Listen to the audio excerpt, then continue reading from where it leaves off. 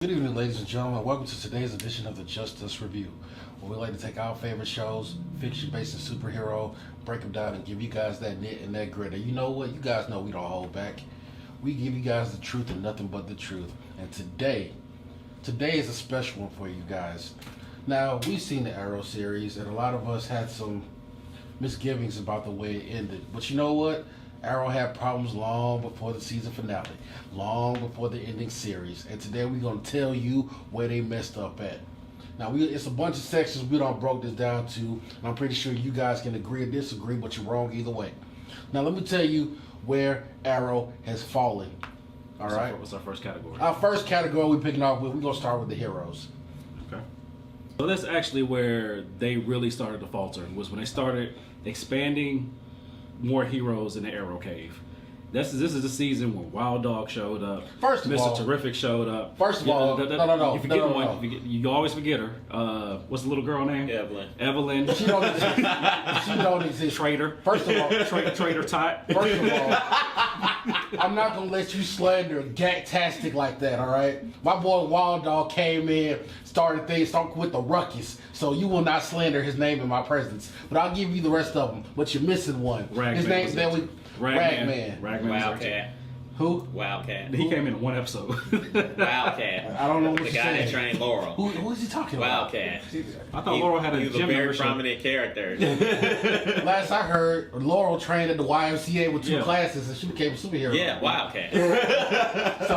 So starting with the superheroes, like you said, there was too many on the roster.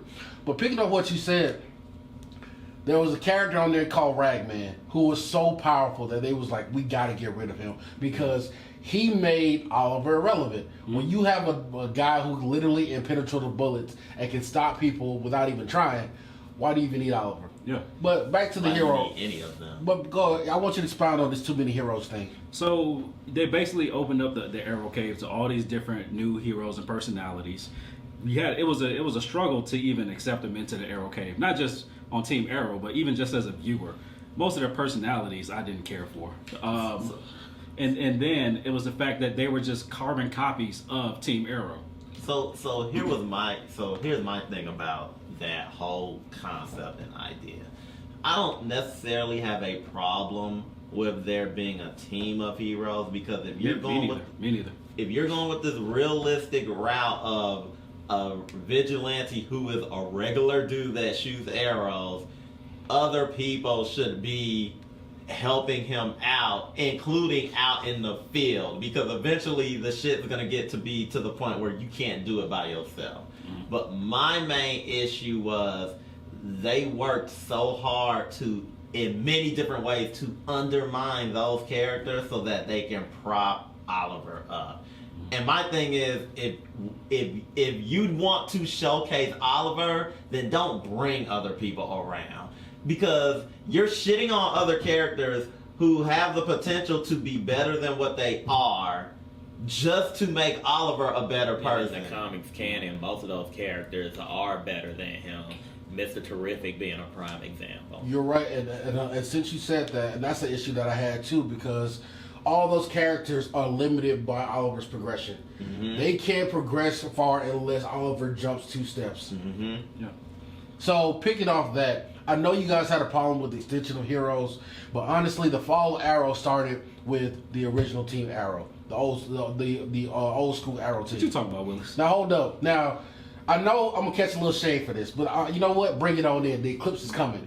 I'm gonna bring the first wave. Okay. The biggest issues came from Diggle and Felicity. Let me start with Diggle.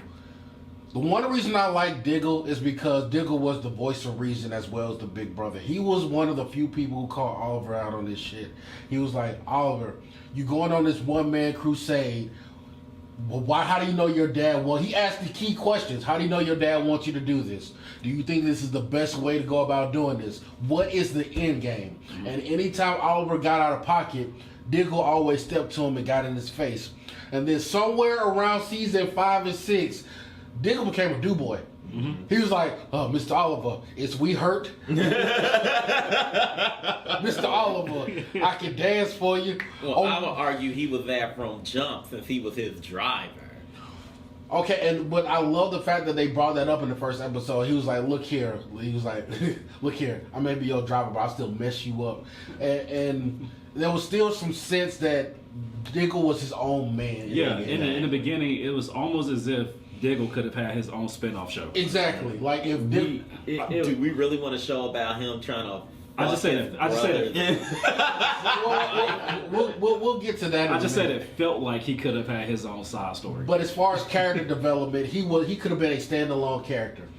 But then Diggle was like, you know what? He abandoned everything. He abandoned his family. He abandoned his beliefs. He abandoned everything for Oliver. If Oliver would need him in the middle of the night, and like we see episodes where he'll just go to Russia with Oliver. You like, yo, you got 2 children at home. Mm-hmm. You have a wife at home. Mm-hmm. How about you deal with that instead of taking for one at the time? Well, we don't know. his kids have been flipping back and forth. So here's my thing. Here's my thing about the Diggle character that bothers me. I feel like, and it's after the other heroes came in, I feel like in order for Diggle to stand out when they brought another black guy into the fold, he couldn't be anywhere near Diggle, so they made him gay. And I kind of feel like they did that, and unfortunately we dealing with the WB and Warner Brothers, not WB and Warner Brothers are the same, I'm sorry. We dealing with DC, so they have these views. They felt like if they made him gay, he would be on a lower rung than Diggle. Well, this is my issue with that. But it didn't really matter because Diggle was already under Oliver because of the show. Well, because the way the show was formatted. Mr. Terrific was awesome. When they came in, I was like, okay, about time we have somebody else. But they literally underwrote him to underserve Felicity. And that was my issue with this show. All the minorities were up under. Like, yeah, you couldn't be a character that was under a specific. Like it's like a tier list. Exactly. There were tiers to this. Exactly. Diggle couldn't be his own person because he had to be subjected to Oliver and up under Oliver. Mr. Terrific, who was wildly more intelligent than Felicity. Third smartest man in the world. Who was capable of fighting. And Olympic level athlete. But no, he had to serve as Felicity's girlfriend. And I was like, you won't let him be who he can be because he has to be subjected under Felicity. And so all that going on, and of course you see that with Wild Dog too because he's got to be on the lanes.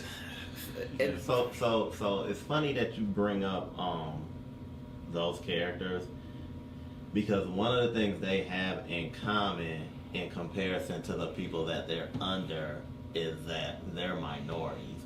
And you bring up and the interest and Arrow. My biggest issue with Arrow and characters is they wrote this interesting dynamic. You brought up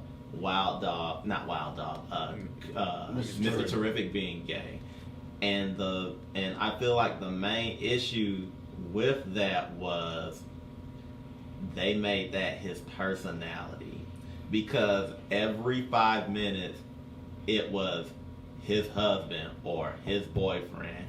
Outside of Oliver and Felicity, no one else on the show expressed their sexual interest so much as him, and they did it because they had to differentiate him from Diggle. They exactly. So essentially, they use it to define his character. And on the flip side, because I think Arrow, when it comes to minority characters, has an identity crisis with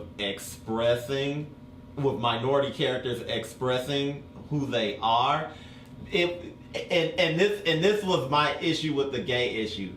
For them, it was easy to make Curtis gay because then his whole character could be, we'll just make him mention men every day. But when it came to Curtis's blackness, when it came to Diggle's blackness, when it came to Wild Dog's Latino, nothing.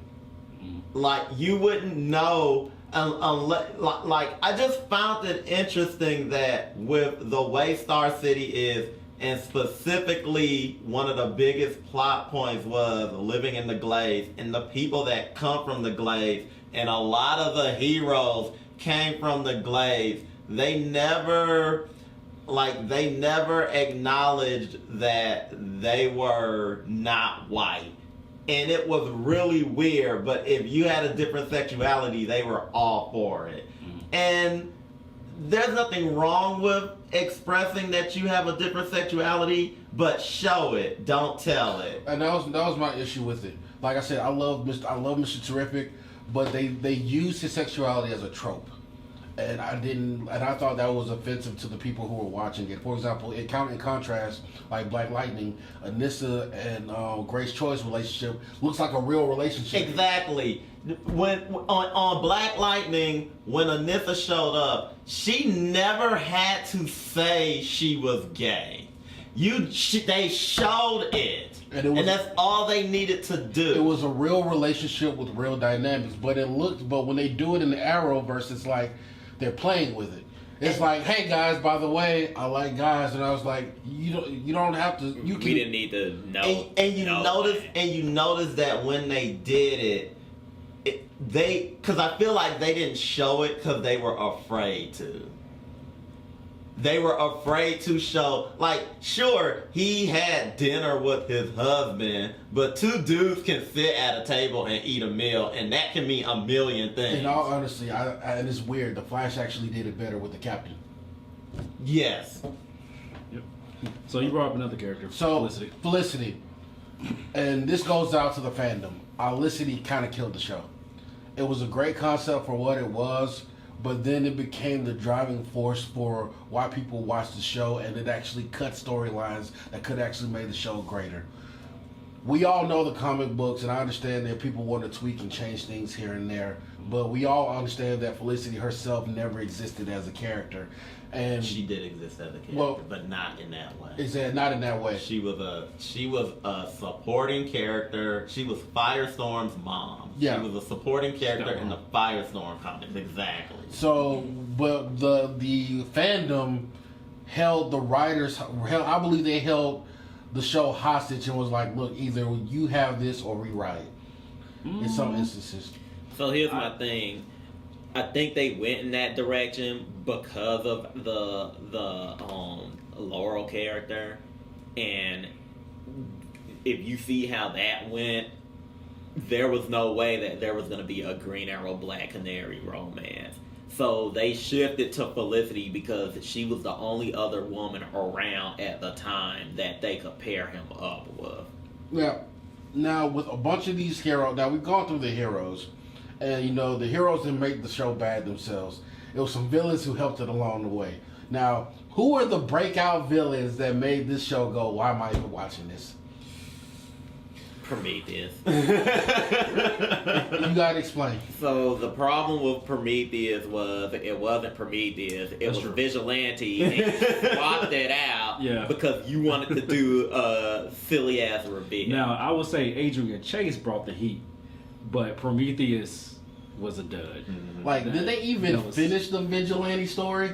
Or did they just go, Vigilante was Dinah Drake's boyfriend. You forgot about it. And they made him pseudo-dead, who then Laurel killed him. And they had a civil war about that and some other shit. and then they're cool all of a sudden because they're doing a spin. So, which brings me to my first villain after Prometheus. Dragon. Jesus Christ. Ricardo Diaz. He called by his government. They drug that out way longer than it needed to be. That was the dumb. And he wasn't even a threatening villain. What made it worse is he was hiding behind Cade and James. We gonna talk about that. That was mine. Y'all wait till we get you stay on Diaz. I give James more credit than Diaz. We'll get there when we get there. But yeah, Diaz, that's when I realized Arrow had nowhere to go. Yeah. They put themselves, I don't know how they did it. They wrote themselves in a hole and didn't know how to get out of it. You know what it was? they were so content on changing things, and I know we out of characters, but when we get around to it, I want to talk about Laurel and Sarah. Okay. But they were so intent on trying to change things to be different from the original source material that they got stuck and they didn't know where else to go from there. That's what it was. Yeah. Because they did it so much that it was like, okay, what do we do? We're 6-7 seasons in. Oh shit. But remember, season 6 I think was Supermax, or maybe 7. That wasn't super max. That was super dumb. Look, but at that point, Ricardo Diaz should not have been a thing by the time we got Supermax. That shouldn't have been a thing. It was a fart that lingered too long in the room. Like, I never understood why. The whole time we were reviewing this, I was like, how is this a threat? Why are we afraid of this guy? Like, I got another. Go ahead to your Caden James. Caden James, you talking about waste of space. Like, Really? yes. I like that guy. He looked like a Breaking Bad reject. Here's the thing, Caden James had so much potential, but it was ruined when they was like, oh my gosh, we were wrong. It was Diaz all the time.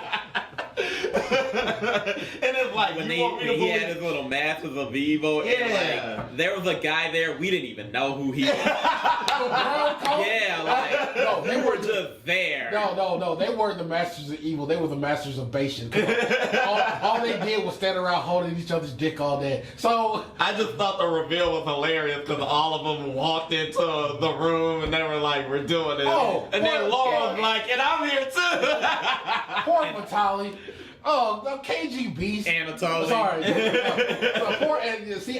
Poor Anatoly, aka KG Beast. This is how you wanted to go out. Was this your legacy? Is this how you wanted to be remembered? Exactly. And well, Anatoly got to be thanked for his own separate thing because that man went through it. As a character, that man went through it. Like as a character who should have died 3 seasons ago. So I'm gonna bring up another villain. Did we finish Caden James? Like, did you? No, forget. I'm cool. Nah. Okay. He's not a villain in the traditional sense, so to speak, because we didn't spend a season on him, but he was so stupid that I feel we need to mention him. The dude in the prison that was trying to be Oliver's friend. You talk about bottom bitch. I think his name was Derek or something. Yeah. Yeah, every episode, Oliver, I can be your friend. And then it turned out, no, I really should be in here.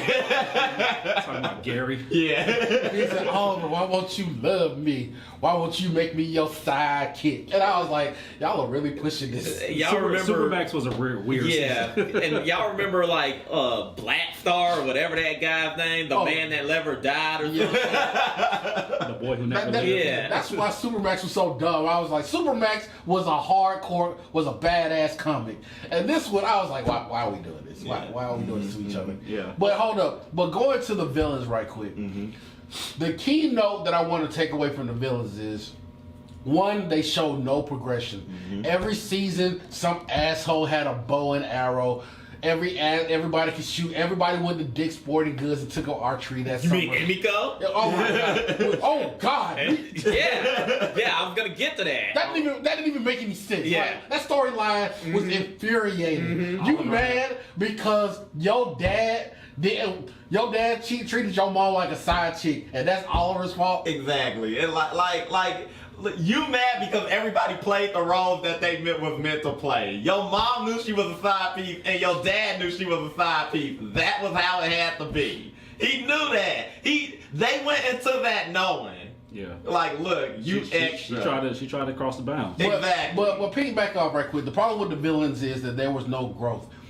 It should have went Oliver's fighting these normal people, and then he should have switched to metas, and that would have made him fight harder and think a lot more about what he was doing. Because the fact that he was pretty much fighting the same generic villain every season was like Emiko was a joke. What they did was they jumped the shark.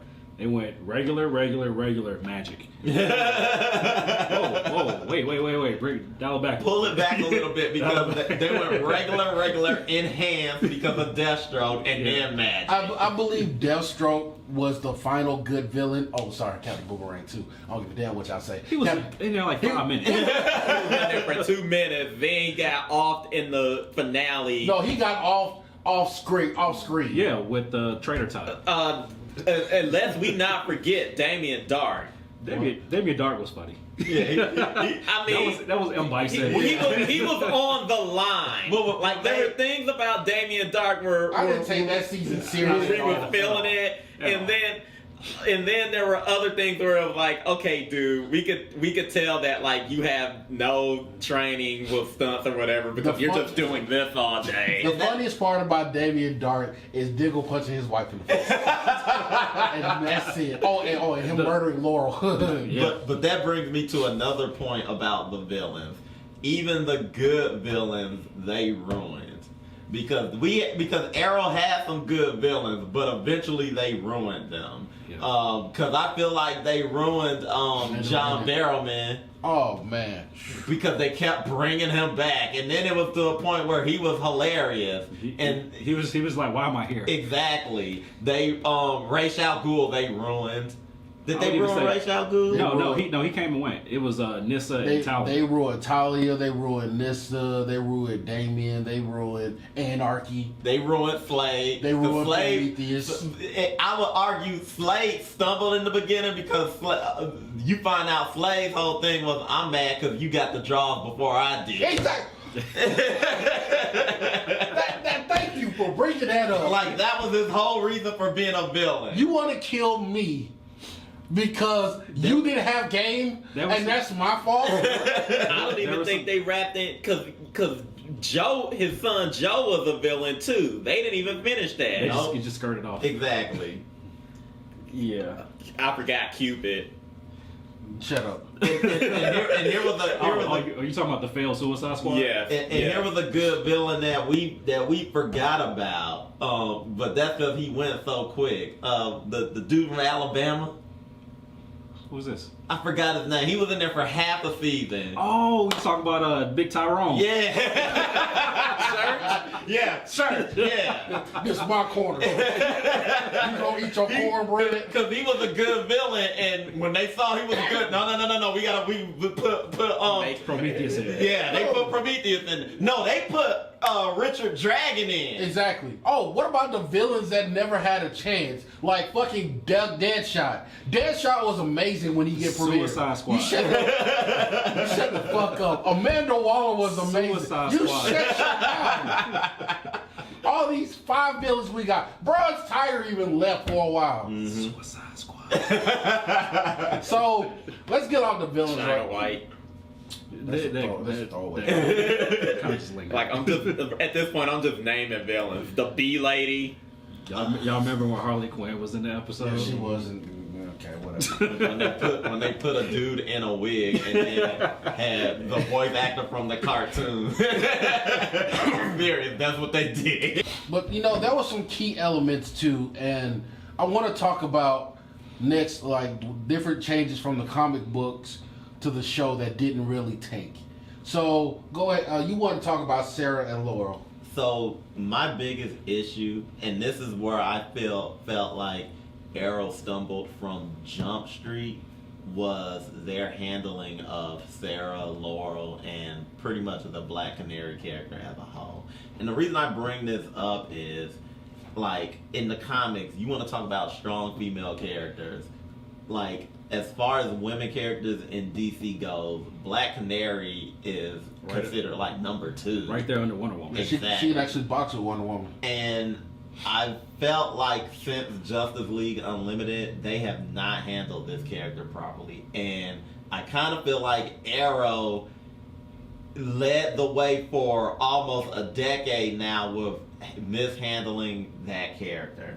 So they introduced Laurel Lance in the show. First mistake. Why aren't we calling her Dinah? Why are we going by her middle name? Okay, but I guess they had the whole idea that they were going to introduce her mom later. They did bring her mom in, and they were toying with that for a minute. Exactly. So I'll let that slide. I'm sorry. Mistake number 0 was the actress because it was wrong from jump. Yeah. So I caveat here. I didn't know anything about the actress. What's her name? Katie Cassidy. Mm-hmm. I turned on first time watching Arrow. First scene she's in when they introduce her. Mm-hmm. She says her line. I look up, stop what I'm doing. I was like, wait, what was that? Well, to be 100% fair, Stephen Amell wasn't the best actor. No, Like, not at all. like Not at all. every in his beginning episodes, every time he walked in, it's like it looked like he didn't know what to do with his arm. So like he would just stand like this, and I'm like just stand like a person. What's wrong with They're you? like, get the stick. Be human. Like you can't do this or put your hands in your pocket. Like, But Dude. to make my point, Katie Cassidy had been acting for a minute before she got on Arrow. And she still was garbage. So then we do the whole story with Oliver, where they basically they were in a past relationship, and then Oliver started fucking her sister. I don't have a problem with that. And then it turned out Sarah went to the island or was on the boat when it capsized, and the reason that there's so much. Pause for a second. By the way, I fucking hated how every season the story on the island changed. I was on it for 5 years. I was on it for 3. I was on it for 2. I was on it for 3 weeks. I was like, well, keep going. You know what? Maybe I never went to the island. Keep going. So then we get this story where she went on the cruise with him and the boat capsized and she died at sea. Mm-hmm. I don't have a problem with that, but mistake number 3. What they should have did, and in hindsight, this is why it's mistake number 3. What they should have did was Katie Cassidy should have been playing Sarah Lance. And died. And no, not died, been back, she could have still been the same character, just her name's Sarah. And not Dinah. And Katie Lotz should have been Dinah or Laurel. Whichever one you want to use. And then she should have died at sea, because then later down the line, she comes back and she's Black Canary on the show. You know what? And that should have, and it would have been that simple. Let me piggyback on that for a I second. will It say- didn't make sense that the more athletic person wouldn't be Black Canary. Well, here's the thing. Katie Lotz wasn't cast until later. Remember, they changed that. Yeah, they did change the actress. They changed that actress out. Yeah. So they kind of stumbled in that sense. They were, like you said, they didn't know what to do with that Katie Cassidy Black Canary character. Mm-hmm.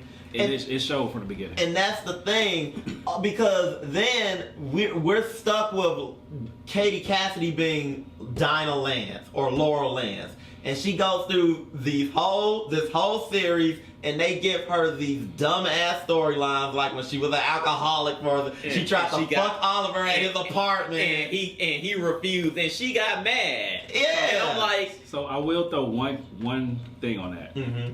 I do like. I didn't like the way that it played out, but I do like that they threw some type of trial and tribulation in her face to make her a stronger character, which they were trying to do. And that's The fine. way it turned out. You know how they could have helped her become a stronger character? By having somebody actually train her to fight. No. Because when But she that's becomes- what they were trying to do. She started with the whole alcoholism thing until she had to pick herself back up. Then she's like, you know what, I want to join the fight. Said. And then I'm just saying. How did she learn to fight? Said. The storyline? Said. How did she learn to The fight? storyline was there. The execution was shit. Said. How did she learn how to fight? She looked at a YouTube video. Because the first, what I remember is she goes out there in the Black Canary outfit on day 1 and gets watched by a scrub. Yeah. And that's my thing. Like, that should have been Sarah, not Katie Lotz, but that should have been Sarah. And then when we get to where she's killed, remember when Sarah died, where Katie Lotz's character died? Yeah. Then that's when you kill Laurel or Katie Cassidy. I know it's confusing as fuck, but you kill her there, and then Katie, and then Katie Lotz can say, I will take the name Black Canary and continue from there. Now, I know this means there's no Legends of Tomorrow, but I hate that show, so that works out for me. I think everybody hates that show. They just hate watching it now. Because here's a microcosm of the dumbass storylines Sarah and Laurel had on their time on Arrow. Laurel is an alcoholic. Laurel trains at the Y. Sarah dies, is brought back to life by the League of Shadows, is like half a werewolf or something, and they have to lock her in the fucking basement. I'll never forget, this is when I personally felt like this show was over. It was when she died, and there was a thing, because they had to keep her locked in the basement. Thea was there too. Thea was there, and it was Detective Lance and Laurel, and they go down to the basement, and she's like, just attacking them and shit. And I was watching the TV, and I was like, this show's over. It's done. It's officially not. It's not good anymore.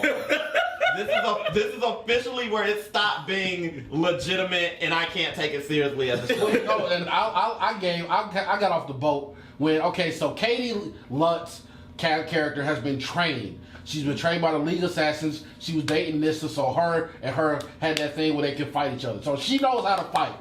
Oliver's been through the shits. He knows how to fight.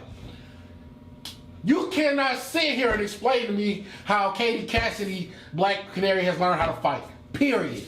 And that's what irked me, because she should have been she should have been Dinah Lance, Black Canary, and pass the mantle down. Exactly. Now, not even pass the mantle down. Laurel should have seen her out there doing her thing, and then you can keep all the bullshit.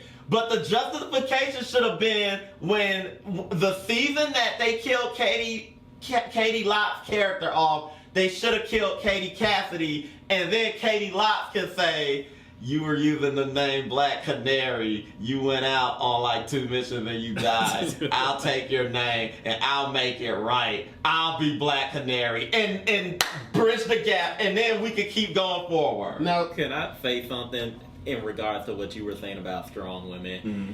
And I think this needs to be brought up because it's criminally undermentioned. They did Amanda Waller dirty. not just her. And Vixen. And the chick that was hunting Oliver down in season 6. And Diggle's brother's girl. and Thea. They did Thea so dirty. But the difference between Thea and those first 4 women that I mentioned. Women of color. Samandra is the woman. Samandra Watts. Woo! You talking about some do good.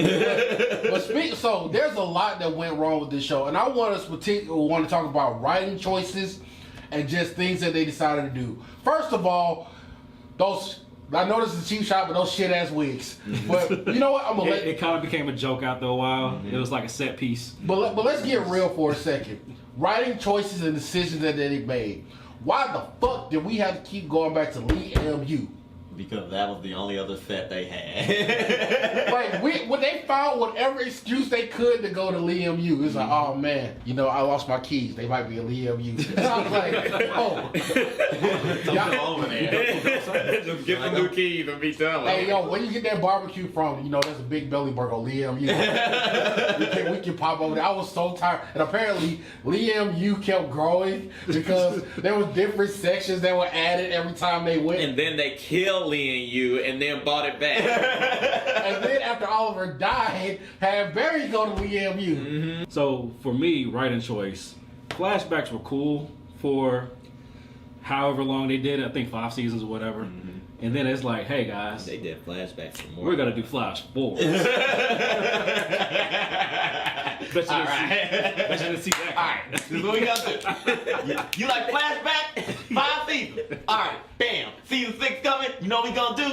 We gonna go to the future. Flash forward. Bam. Bet you didn't expect that. Oh, you can literally take out the future shit and nothing will change. It was literally padding. It was extra padding. We were watching a 20-minute show. Let's see, other writing choices that didn't make sense. The introduction of Diggle's brother. What was the point of that? Andy. Yeah. Andy Diggle To didn't. give Diggle something to do. Another thing that didn't make sense. Argus. Without Amanda Waller, what is the purpose of Argus? For two guys to have a job. It's almost like you shouldn't have killed Amanda Waller. But they propped up another character in her place. Who?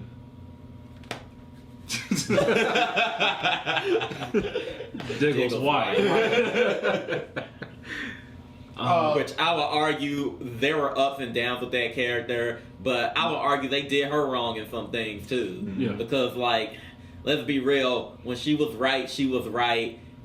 And even she was saying, Diggle, stop cooning for this man. You got a family at home. And I love it how she always put her foot in Flash's chest. Oh, like, yeah. Like, I love that. Like, bravo.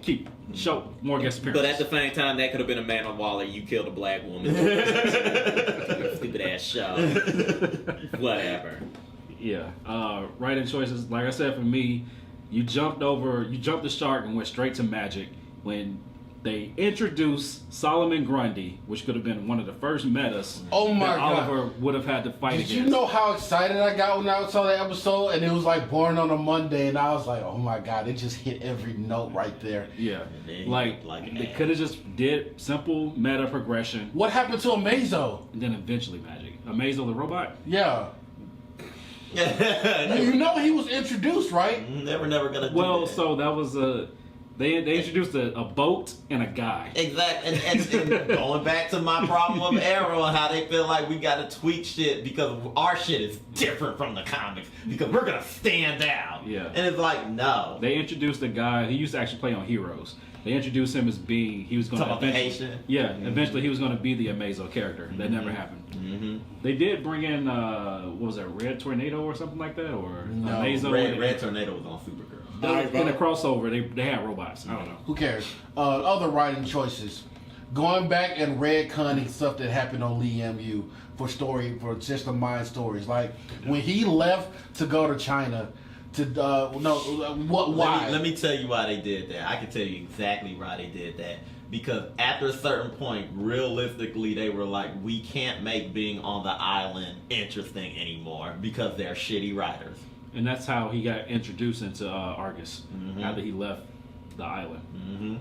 Or they made him leave the island. Another poor, like I said, he was never there. Another poor writing choice: the Longbow Hunters. Ooh, I'm No, sorry. they fucked them all the way I'm up. sorry. Y'all are definitely rooted for them. I feel most bad for them. But I mean, the only one that was holding them up was Silencer, and then they just disappear. Another black woman they did there. Yeah, no, it seems to be a fucking pattern. They literally left the show like, hey, I don't think we get paid.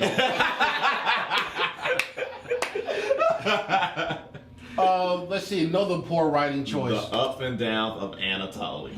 Jesus Christ, you take that one. So KG Beast. they must have really liked this actor, and I have a weird relationship with Anatoly because if I'm being honest with you, at the end of the day, at the end of the series, he's all right with me. But Jesus Christ, they milked the shit out of that cow. Like there was dust coming out of those teeth and even the actors knew because in the final season, the episode before the Mia shit in Russia, at the end of the episode, they were talking on the phone and they was like, we gotta go get this thing. Where's it at? Russia. And Oliver, I don't know if this was a direction or if this was Stephen Amell's natural thought process and they just caught it on tape and went with it, but he literally rolled his eyes and he had a look on his face like, God damn it, we gotta talk to Anatoly again.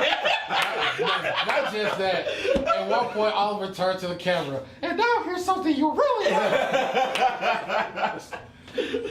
Other dumb decisions. The whole future arc with the children. That was dumb. Another dumb decision. The introduction of William, which I believe slowed the show to a crawl and did. I get what they were trying to do. Kid William was horrible. It was supposed to be teaching Oliver growing pains. It didn't do that. It was just it was Do as I say. exactly. He was a reminder that Oliver's mom wasn't shit. Like, she literally told his girl, like, I'm gonna pay you this money. You take your bastard child and leave. You get out of here. Yeah, you don't take get. your stuff You and get. And I'm like, and now he's on screen. And I'm like, we're just reminding everybody that homegirl ain't shit. Then they killed his mom, and we don't talk about it. Oh, and he retroactively makes her have a good life after he died. So remember, he reset the universe. Moira came back. But Yeah. William's mom did. No. So she still gets to be horrible. But Oliver's mom gets to. Oliver's mom who was sleeping around with Malcolm Merlin. Even Emiko, who just strolled in at the last minute, like, hey guys, this funeral's kind of sad, but I was once a villain, but I guess there's a retcon now. I'm like, just go away. Oh, and how they... Oh, God. That was the most disrespectful way to get rid of your lead character. The way Oliver died. He died 3 times. But one of another thorns in my side, which led to the decline of the show, was the choreography just... The fight choreography. Fell the fuck off. It was like, they came in, it was like, hey, that stuff we did last week, just switch it up and do it up. Exactly. And one was doing the lighting quick. He went to craft services, took all the sandwiches, put them in his pocket. It was like, go fuck y'all. Like, you could, like, for people that shoot bows and arrows, the budget seemed real tight on the show as it was getting towards the end. Yeah. Every now and then they'll have that one good sequence, scene, and then they was like, "Well, we used up all the money." and we'll catch us 3 episodes from now. And another bad issue that I had was recycled plots. How many times were people gonna blow up Star City? How many times was Oliver gonna be to blame for something and it wasn't him? How many times does Oliver have to learn the same goddamn lesson? Exactly. How many times do we gotta do the torture porn scenes? Exactly. There was always that episode where he got captured. Although my favorite Oliver gets captured episode was with Prometheus. He made him see the light. Swerve, nigga. He was like, I'm not even gonna kill you. I'm not even really gonna torture you. You just gonna walk out of here and not want to be Green Arrow. It was hilarious with Colin because at one point I was like, I'll do it. I'll do what you want. Make me feel good. And I was like, you really broke that. I gotta mention this. They never squared this circle. Oliver never got the money back. He did not. The $70 million that he fucked off Which someone, it never happened. because of Crisis. corruption. Oh yeah. No. I gotta. This is where I said the show can go fuck itself, and I was literally done. I didn't want to watch it anymore. Mm-hmm. I was like, this show literally went against everything it stood for. When Roy Harper kills those 2 security guards, And no one thinks. and no one said shit. They was like, yo, we gonna hide the bodies. Wait a minute. That's a whole murder right there. A whole 2 A whole 2. That's 2. And then everybody, even the police captain, Dinah, was like, all right, we gonna lie. We were never there. In that instant, I felt it in my soul. I lost respect for everybody. I was like, this show was not watchable anymore. Because my thing is, They became villains. Who were you rooting for? no. I was at least had hope that they had this ideal, even though they were vigilante. They had a code. And my thing was, and yes, Oliver is a murderer, but he goes out there and has the fucking fortitude to pass judgment on other people. Like in seasons 1 through 3, you weren't putting bows in assholes. So not only are you Not to mention this douchebag attitude when Wild Dog and them came along, like, Yeah. you can't be vigilantes until I say you can be Exactly. vigilantes. Even No, though they whole grown ass men and women that can make decisions on their own. Like, He said, you're not going to do it on my watch. so like for real. So you guys go hard on these criminals who murder, who kill and do all that stuff. All right, cool. And you killing people who murder, whatever. But these were 2 security guards doing their job, and you guys tried to cover up bodies. And you know what? I'm gonna say something. All of that would have been cool if they had played into it and actually addressed that, yo, we not any better than the villains that we fight. But they never did that. No. We were expected to root for them and not see it as wrong. Right. And the fact that people didn't go like, wait, what the fuck did we just watch? We literally just watched him beat 2 men to death. And 10 people covering it up. They was like, yo, Roy, go out of town real quick. Yo, here's a couple of bands, and do it. And oh my God. Okay, And they so were all people in high positions. The ex-mayor, because Oliver was the mayor. The fucking chief of goddamn police. Like what? You guys are just as dirty as the people as you hunt. Mm-hmm. Yep. And I was thinking, nobody had that revelation. Not one writer stood up and said, hey, this is a little fucked up. Exactly. Like, can we at least address this? Can someone in the room say this is fucked up? And they like, get out. And then You're fired. Get off the show. And then Diggle, the voice of reason, was like, I'm gonna cape for this white man. Put the body in my trunk. I'll drive him. And I was like, oh my God. Give me the shovel. I'll bury the corpses too. As you guys can see, we got pretty heated off this discussion. And in the midst of our tirades, there's a couple of things that we probably left off. I'm gonna need you guys to go in that comment section and let us know where you believe Arrow has fallen off the rails. And there's a couple people we didn't mention, like of course, his sack children. But She got her own episode. exactly, go watch the episode. That's a whole episode in itself. But anyway, like and subscribe. As you guys know, there's plenty of content that we bring to you guys. But until next time, oh my God, they messed up so many times. Peace.